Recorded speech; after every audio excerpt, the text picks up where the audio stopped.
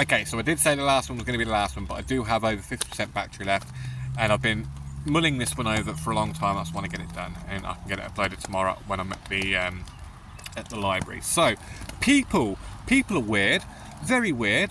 Some weirder than others, I will say that. But so far, I mean, the things that have taken the most adjusting to being homeless, there's two things. The first one is the boredom, and there is a lot of boredom when you're homeless because you spend a lot of time in your tent with nothing to do. The second one is dealing with people, because I'm going to say it again, people are weird. Again, some more weirder than others, but still, mostly. And another thing, actually, and I'm gonna start this video off extremely positively, and because there's certain people that I really want to mention, and I don't want to forget, so I want to get it down in video form, that have really restored my faith in humanity. Because before all this happened, before I was actually evicted and made homeless, I was massively losing my faith in humanity, and I was just, in my head, everyone was just an absolute, what's the thing from, I forget where it's from, but the bastard coated bastard with the creamy bastard centre. Like, that was my view of people. And being homeless and having to deal with people, I've come to find that there are actually decent people out there. So, I'm going to remember some of the ones that have most left an impact on me. The first one is the sweet elderly lady. Now, on Monday, when I was registering to be homeless, we were both in the same room. There's like a room of phones. And we were both in this room when I was told to call up and register. So this little old lady, she obviously overheard my situation and everything I'd gone through, and what had led me up to that point at that present moment in time. And I'm sitting there, I've got the phone to my head, and I'm just kind of like staring off into nothing. And this sweet old lady just jumps into my view, gives me a huge smile and a thumbs up, and she's like, "Good luck." And I was like, "Oh, thank you. That's very nice. Very kind of you." The second guy that I want to give a shout out to is Random Stoner Man. Now, Random Stoner Man, you've helped me more than you could possibly know.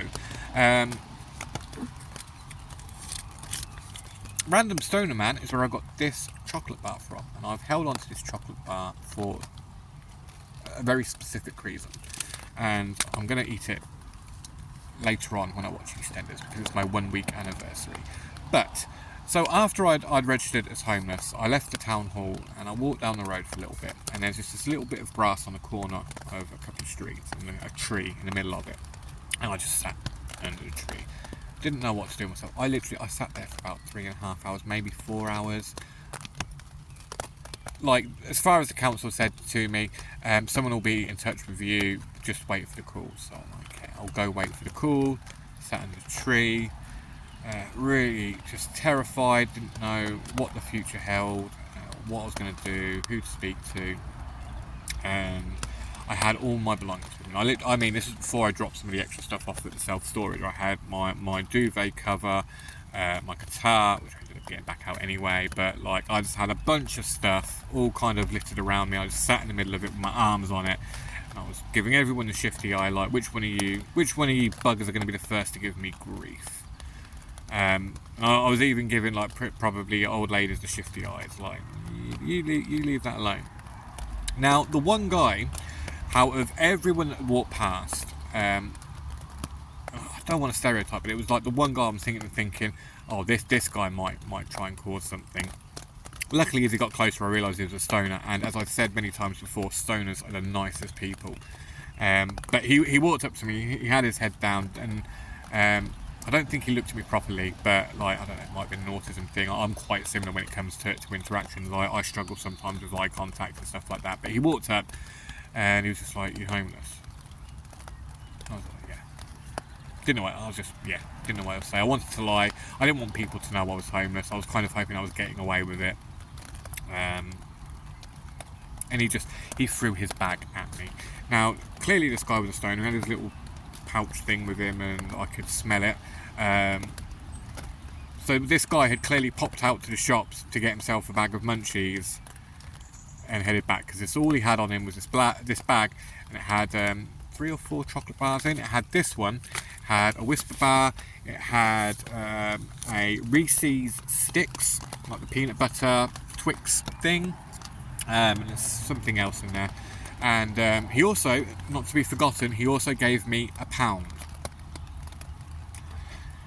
And although I still use my bank card for my transactions, I do have a bank account, and all my money's going into the banks, and everywhere takes card now, so it's, you know, it's just as easy. I said to him, like, look, I'm fine, mate. I don't want to take your stuff, but he insisted, and he was just like, look, mate, you've got to eat. You're homeless. You've got to eat. Here, have some food. He gave me £1, and then he left. And I don't think he realises quite what that done, because at that moment I felt completely hopeless and lost and didn't know what to do. And then this random guy coming up and giving me a bag of food made me feel like, do you know what? Maybe things aren't that bad. Maybe I'm just being a big baby. Get your ass off this fucking ground and just fucking do something, anything. And that was the point when I thought to myself, I'm going to book myself into a hotel for another night. Which perhaps wasn't the right move to make, but at least I got up and I made a move. So thank you, random stoner guy. You are a king. You are literally a king and a legend, and nothing but respect for you, mate. I hope somehow that this message finds your ears, and you can learn just how appreciative I was. And this is coming really handy, because all I've had today is my curry at the thing, and I am getting a bit hungry, so looking forward to, I might eat half of it now and the other half tomorrow, but I saved it specifically to eat on my 1 week anniversary for surviving the first week, and here we are. The £1 that he gave me I was going to keep as a memento as well, but one day I was walking and it was really, really hot. I needed a drink. I think that might have been when my bank card wasn't, when I didn't have access to much of my money in my bank account, and all I had was the £1, so I ended up just buying myself a £1 drink of something. Can't remember what it was, but it was cherry and it was nice. So again, thank you. Another random nice person, actually, oh no, I do, there was one more that I really want to mention as just pure generosity and just an example of humanity at its absolute finest. So this was, I believe, Saturday this happened, and I was on my way into town, and I didn't have the money for the bus. Now I had an idea. There's a bus that comes by here that literally never has anyone on it when I was been getting on it to get into town. So my plan was to get on that bus and ask the driver politely, look, I'm homeless, I'm just trying to get to charity to get some food, can I just get a lift, sort of thing. And you'd be surprised how often my charm works, but it can work, you know, when used correctly. And the bus pulls up and it is just packed, like they're standing up right to the entrance, and like there was no way I was going to ask him, because if he turned around and said no, it's just so embarrassing in front of all those people. If it was an empty, there wouldn't be any embarrassment, but because there were so many, so I just kind of sighed to myself, turned around, put my head down. I was getting ready to start on my walk into town, and this lady behind me, she was like, are you not getting on? And I just said no, I haven't got the money. I was going to try it and blag my way, but she's like, turn around, get on the bus, I'll pay. I was like, no, I don't want you to pay. I don't want people to hand me out. But she's like, no, you need to get where you're going. You get on bus. And I was like, okay, right. Well, got on bus, and she paid, and she just got on, said 2 tickets please, me and him, and she got me on the bus and got me into town, and I got there in time for my breakfast. So God bless you, random lady, if you see this message. Thank you so much. So that is the kind side of humanity, and I've been seeing lots of examples of just pure generosity. and it's been wonderful. There is a flip side to that though, because as we all know, and it should go without saying, not everyone is a nice person, and there are people out there, as one of the homeless guys from the charity said to me this morning, there are guys out there that will do you over for your socks, and it's not being like hyperbolical or anything. Literally, there are people that, oh, you've got a nice new fresh pair of socks, mine are soaking wet, I'm just going to go and take your socks. And another thing as well, I mean, maybe it's just my mind being so poisoned by social media, but I genuinely find it hard to trust people.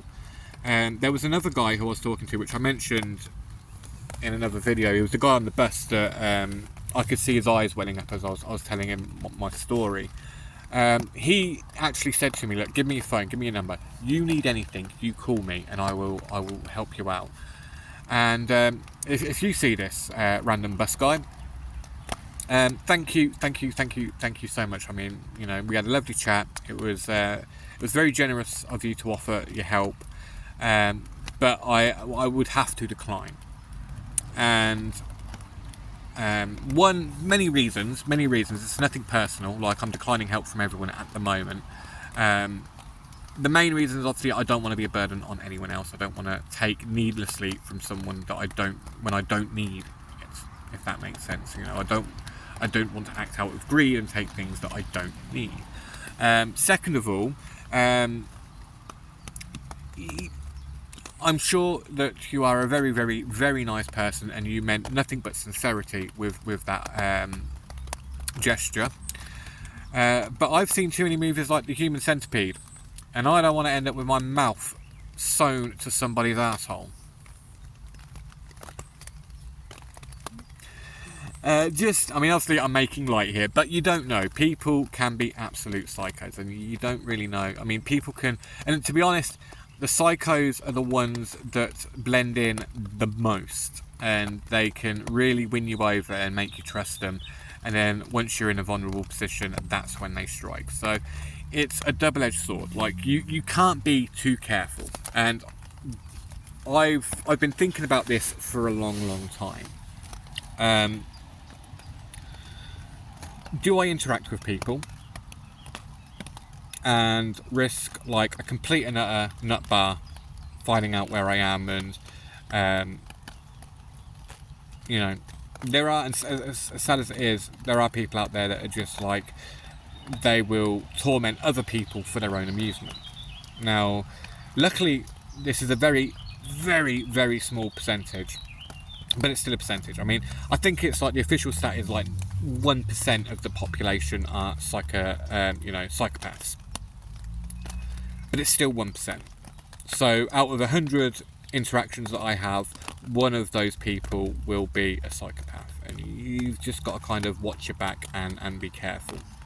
And doesn't mean that you shut yourself off from humans. In fact, I'm going to argue the exact opposite of that. When you are in this position, your biggest threat, as well as your biggest refuge, is going to be people.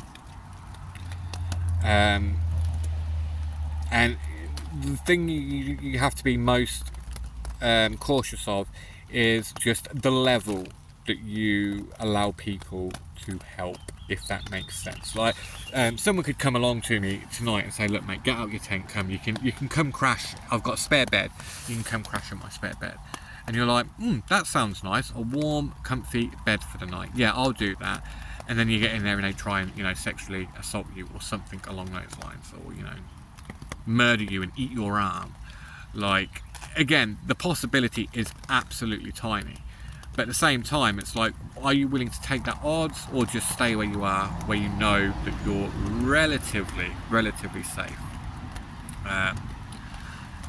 It's a lot to think about, and it's where do you draw that line on trust? How much are you willing to trust people and let people help you? Now, random people that just come up and they're just like, here's some food, or I'll buy you a bus ticket and that's it. that is amazing. Like, you people are absolute heroes as far as I'm concerned, and the world needs more of you. It's the ones that will slowly try and earn your trust, so that they can get you in a position where they can fuck you over at a later date. And you do kind of learn the telltale sounds and signs and where to spot them. And I learned this long before I was even homeless, because I've been fucked over all my life. I have tried to be the best person I can be, and you know where it gets you when you try and be a nice person. It just means people take advantage of you and fuck you over again and again and again, and you always turn the other cheek, and there's always another person there that's waiting to fuck you over, and it's just the way the world is. And that's kind of why I was getting to the point where I just lost all faith in humanity. But being homeless, I have seen another side of it, and it's kind of bringing me back to that position I was when I was younger, and I used to think, well, as a majority, people are kind-hearted and people will help you out if you need help. I think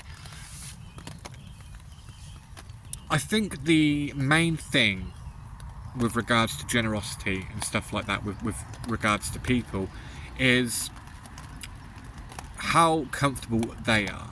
Like, if they are comfortable and they're taken care of, they're more likely to help others. Whereas when you're in a position like mine and you get desperate, and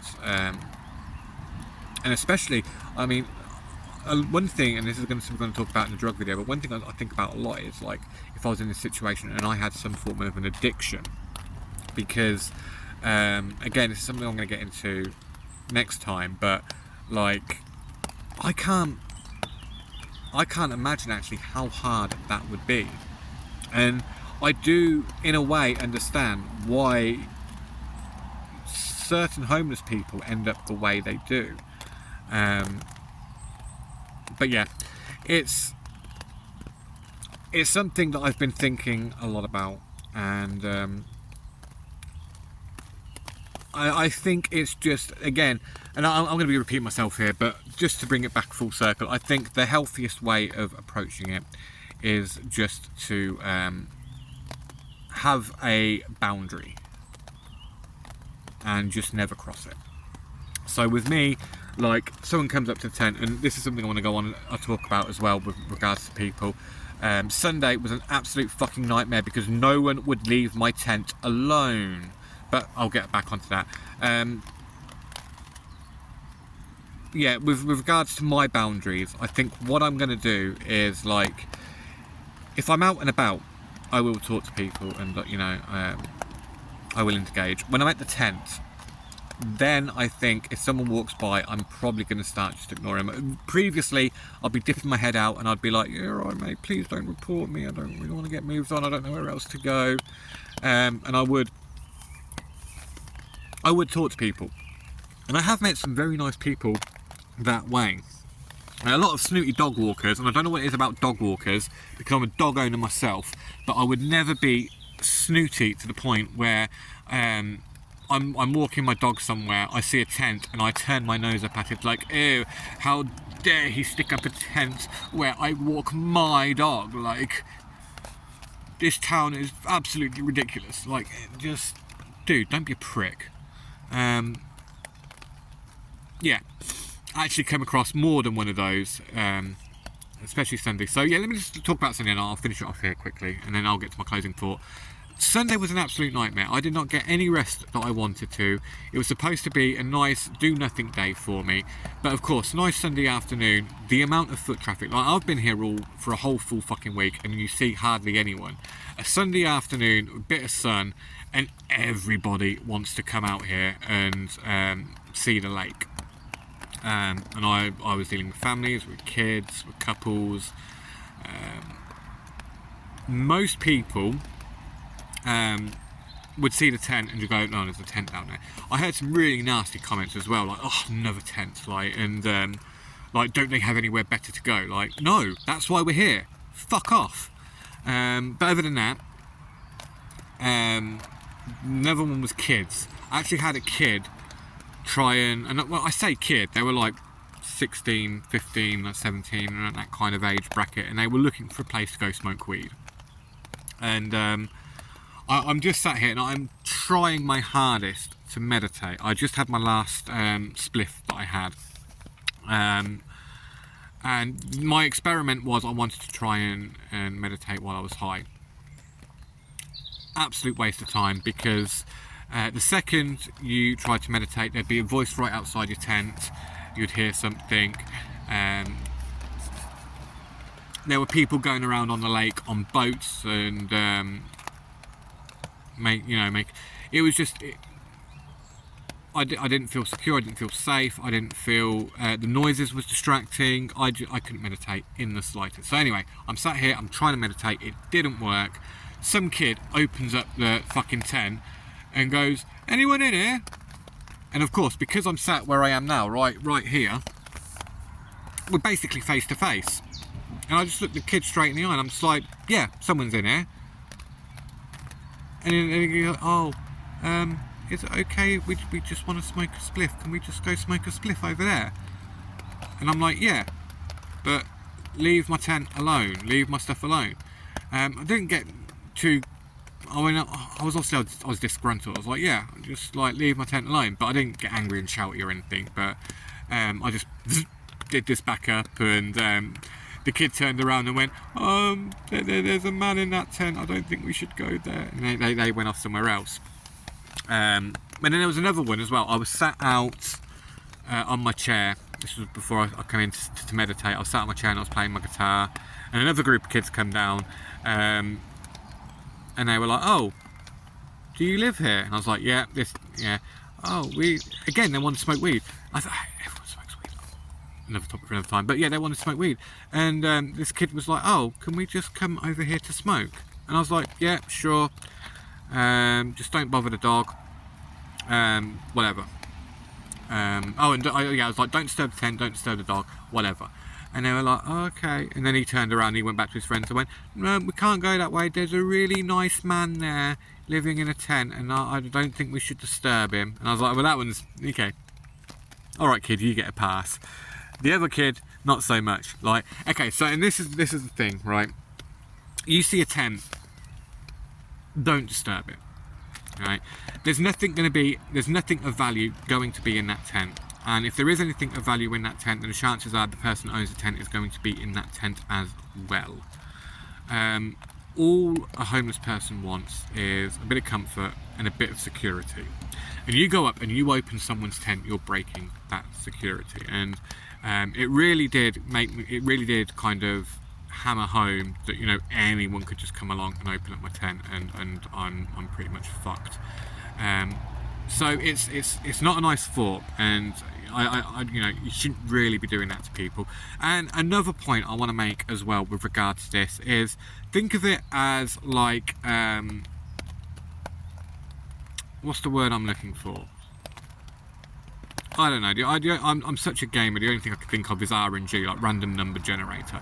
It is a game of chance. Okay, let's put it that way. It's a game of chance. Now, you might open up that window and you might find a fairly nice guy like myself that will not get too angry at you, and that's fine. You may open the tent and find a very, very angry and upset drunk, or maybe even drugged up individual who might get very, very angry and try and scare you off in whatever way he can. So you see a tent, leave it alone, and that's all I ask. So yeah, I think I've come across. I think I've got everything I wanted to get out with this regards to this people video. It's like, again, summarise: where do you trust people? Where's the line? Have you got a boundary? Make sure you have got a boundary. Make sure you stick to it. And if you're out in the wild and you see a homeless person's tent, please don't touch it. Just leave where it is. One of the biggest fears I've got at the moment is, after a long day of walking around and coming back, I mean, getting in this tent after at the end of the day is so nice, because it's just the weight is off the feet and all the pain goes away. It's so relieving. The horror and the worry that you're going to get back and find that your tent has been trashed or it's been removed is just something that's constantly constantly nagging at you. And you know, if this message reaches people and they hear it, again, if you could just leave the tent alone, because that is someone's home, and at the end of the day, they might not be there presently, but at the end of the day, they're probably going to want to get back in that tent, and they're going to need it to sleep. So yeah, people are weird, hard to find your lines with them, but you're not going to get through this completely solo. You are going to need the help of some people. You just need to know which people to go to, and that's about it. So until next time, ta-da.